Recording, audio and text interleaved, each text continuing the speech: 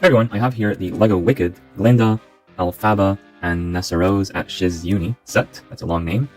It's a new theme for LEGO, the very first time we're getting this theme, based on an upcoming movie starring these two characters apparently. I'm personally not familiar with the story, but we do see them here in mini doll form, and here are the names of each character. I'm happy that LEGO does this so we know who each one is, but I'm not happy about the black on dark green. I think this might have looked nice on a computer screen when they were designing the box, but then they should have tested printing this before shipping this out to customers, because this is really bad. They should have changed the text to white, or just not have this dark green, change it to a lighter green or something. But beyond that, the box looks good. I like the nice colorful background instead of the black backgrounds that we got with the 18 plus sets, so that's always pretty cool. It says here at the bottom, models do not float, just in case you had any doubts. I do think that the boat on its own, if you add nothing to the boat, then it might float, because it just looks like a single piece that if you put it in the sink or something, it will float.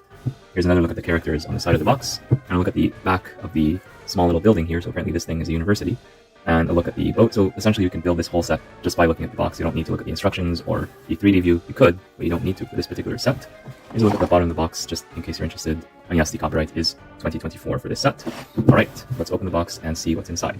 And yes, there's a QR code. We'll talk more about that later.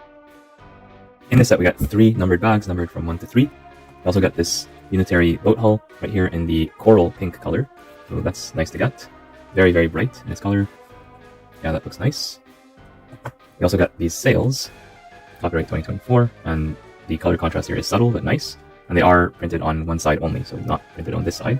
A little bit of a miss, but still, for a set at this price, $30 US, $40 Canadian, it's not too bad. We got a small sticker sheet including this QR code right here, more on that later.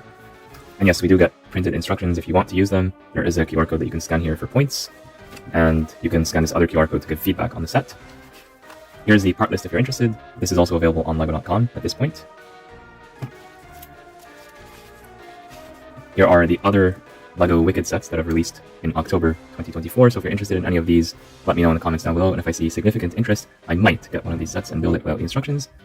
This page here I like because it represents the source material, so basically what we're going to be building in the set is a small part of this giant thing that's apparently called Shiz University, or Shiz Uni, as written on the box.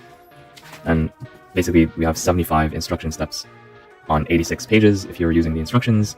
For a set of this size, it's not great, but it's not too bad either.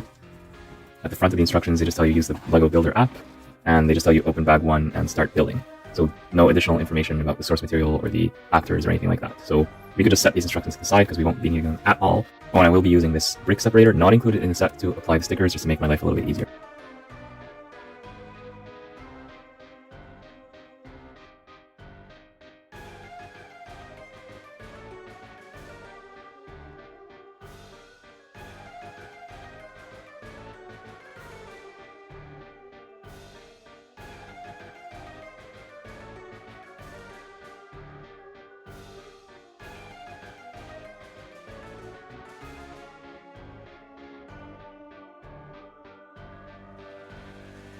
So bag 1 gives us the sailboat right here with the nice sails, the 2 mini dolls, and we'll look at all the mini dolls later.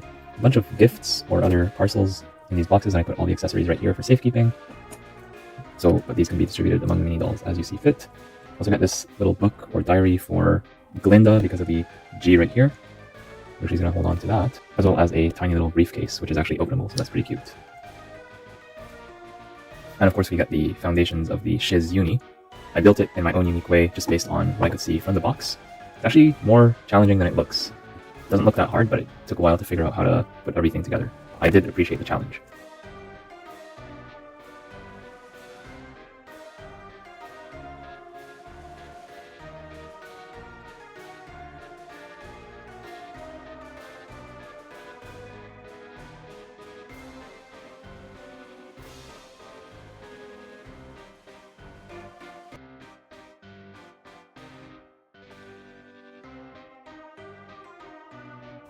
Bag 2 finishes building up the front facade of the building. I have these 2 nice printed pieces here. Some red foliage, which is not the most common color to see.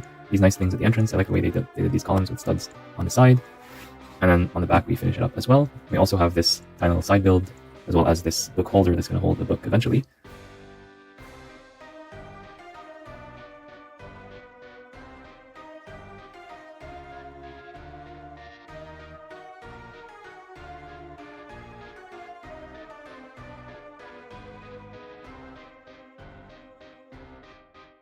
Bag 3 builds this top part of the building. Also gives us the green Elphaba mini doll. Now that we're done with the build, let's have a look at the mini dolls. We have in order Glinda, Elphaba, and Nessarose. Hopefully I'm pronouncing that correctly.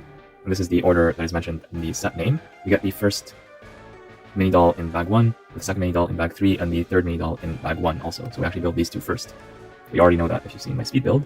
These two get this kind of book or diary accessory piece with a sticker, but the third one, Nessarose, does not. Her accessory is actually a wheelchair. We'll look at this a bit later. There's nice printing on all of the mini dolls, front and back, although you're not going to be able to see it unless you remove the hair pieces. There it is, the printing at the back. No side printing for any of them, which is pretty standard for mini dolls. The hair pieces are also quite nice, and they are minifigure compatible, so you could borrow these for use with your minifigures if you want. So just look at the texture here. I remember back a few decades ago, LEGO hair pieces used to be so much simpler, and now we have all this detail. Just look at that detail. Very, very, very nice to see. And with these two hair pieces, we can insert up to 2 accessories like this one, either at the top or on the side. So here we have one hole on the side, and unfortunately this one does not accept any accessories, but at least we can accessorize 2 of the mini dolls, so that's very nice. There are no alternative expressions given in this set, so they're always going to be smiling like this, but I think that's not a bad thing.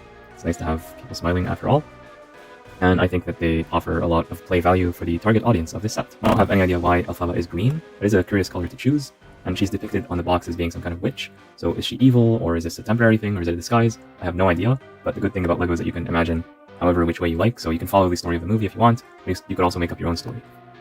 Here's a wheelchair that Nessarose uses. It's different than the one used by LEGO minifigures, just because it has no studs, and it says it has this piece of plastic here just to hold the legs in place like this. And this way it's better accommodating for mini dolls. It is pearl gold in color, which is an interesting choice, and we've seen this same color but different piece in LEGO Dreams.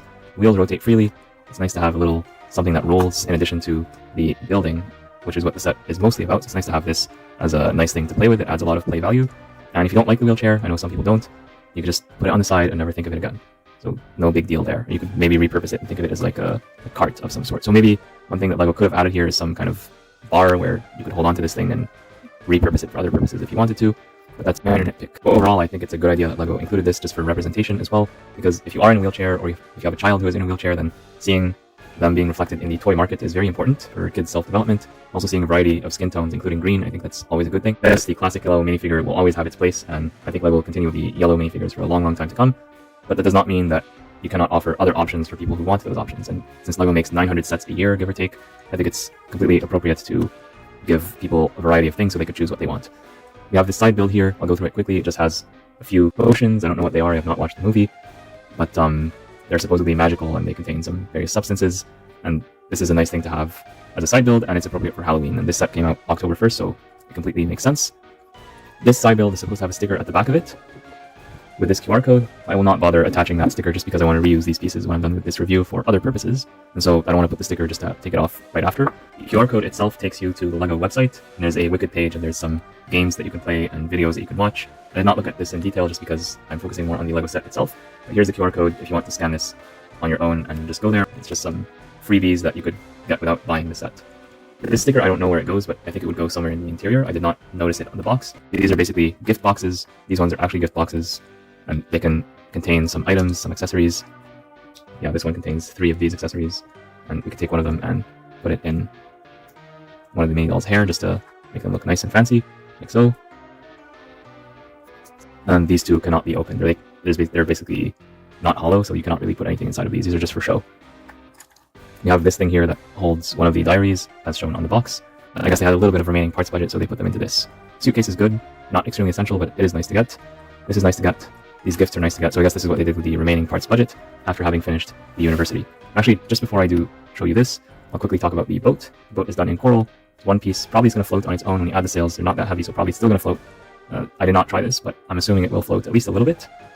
But if you put mini dolls and other boxes inside, then it might not float, or it might capsize very easily, so that's why they wrote on the box, boat does not float, just to avoid angry parents flooding the customer service line with complaints about this particular set. The boat definitely has a camera-friendly angle. So this is the camera-friendly side, this is the camera-unfriendly side, which honestly is not too bad. There's no blue Technic pins, thankfully. It's all white, gray, and black, so it's perfectly consistent. And you could adjust these as well according to your preference. You could do this, you could do this, depending on which way the wind is blowing, so you could adjust these however you like. But this is how they're shown on the box.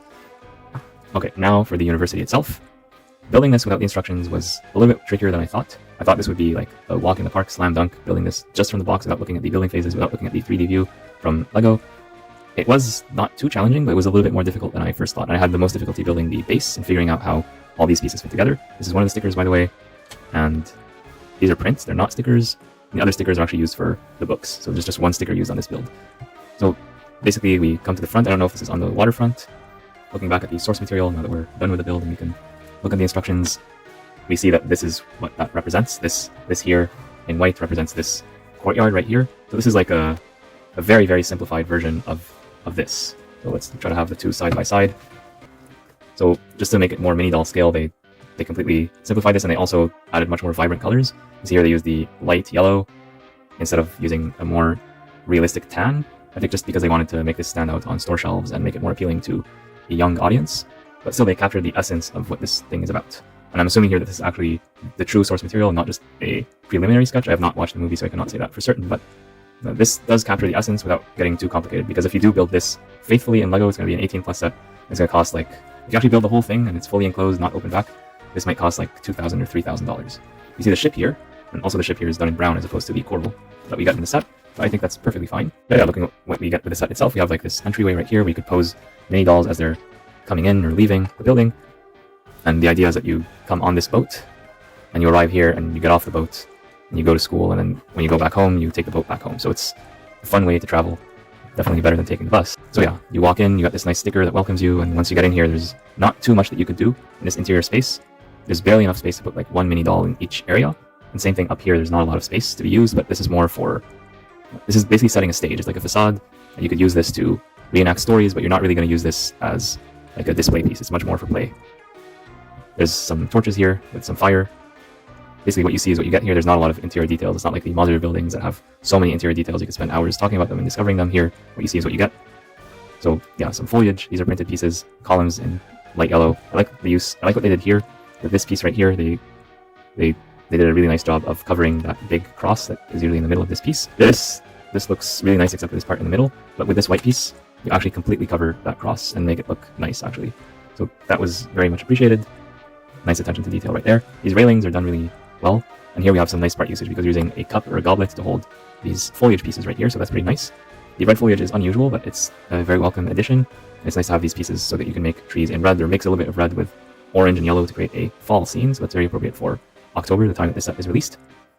And let's just take a look at this from the top. And here's how I built it from the bottom. If you look at the instructions, probably they're not going to build it this way. Probably they're going to rearrange the pieces differently, but to give the same overall result in general. So yeah, let's just have a look from the sides. From the side, it looks really, really thin, really meager. So from the side, it's not really the best look.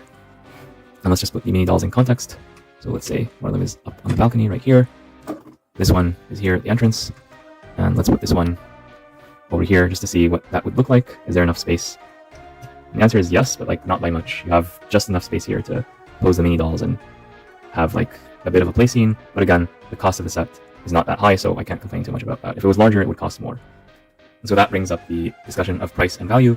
I think that given the large piece right here, as well as the sales, these are more expensive to produce than just a regular random Lego tile like this one that's 1x1. Mini dolls are more expensive to produce than minifigures, and they have very detailed printing. And we do get other printed pieces as well, and some of these plate pieces here are quite large, and some of the pieces used to build this thing are quite large. So it has 304 pieces.